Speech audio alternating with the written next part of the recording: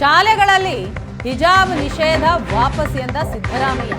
ಕಾನೂನು ತಜ್ಞರ ಜೊತೆ ಚರ್ಚಿಸಿ ಮುಂದಿನ ತೀರ್ಮಾನ ಅಂತ ಶಿಕ್ಷಣ ಸಚಿವ ಮಧು ಬಂಗಾರಪ್ಪ ಹೇಳಿಕೆಯನ್ನ ಕೊಟ್ಟಿದ್ದಾರೆ.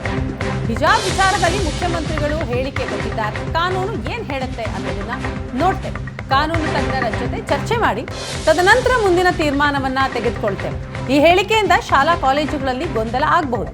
ಗೊಂದಲವಾದರೆ ಏನು ಮಾಡಬೇಕು ಅಂತ ಮಾಹಿತಿ ಪಡಿತೇವೆ. ಸಿಎಂ ಜೊತೆ ಮಾತನಾಡಿ ಮುಂದಿನ ತೀರ್ಮಾನ ಅಂತ ಹೇಳ್ತಾರೆ ಶಿಕ್ಷಣ ಸಚಿವ ಮಧು ಬಂಗಾರಪ್ಪ.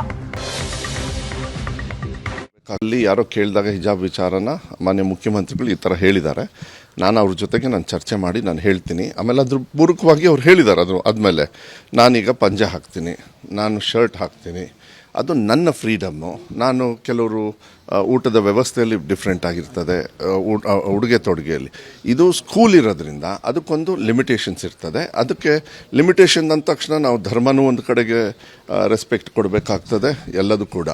ಅದಂದ ತಕ್ಷಣ ಈಗ ನೀವು ಕೇಳಿದ್ರಲ್ಲ, ಇಲ್ಲ ಹಾಗಾದರೆ ಬೇರೆಯವರು ಬೇರೆ ಥರ ಉಡುಗೆ ತೊಡುಗೆ, ಇದನ್ನೆಲ್ಲ ಡಿಸ್ಕಸ್ ಮಾಡಿ ಮಾನ್ಯ ಮುಖ್ಯಮಂತ್ರಿಗಳ ಜೊತೆ ಚರ್ಚೆ ಮಾಡಿ ಒಳ್ಳೆ ಡಿಸಿಷನ್ಸ್ನ. ಅಲ್ಲಿ ಯಾರೋ ಕೇಳಿದಾಗ ಹಿಜಾಬ್ ವಿಚಾರನ ಮಾನ್ಯ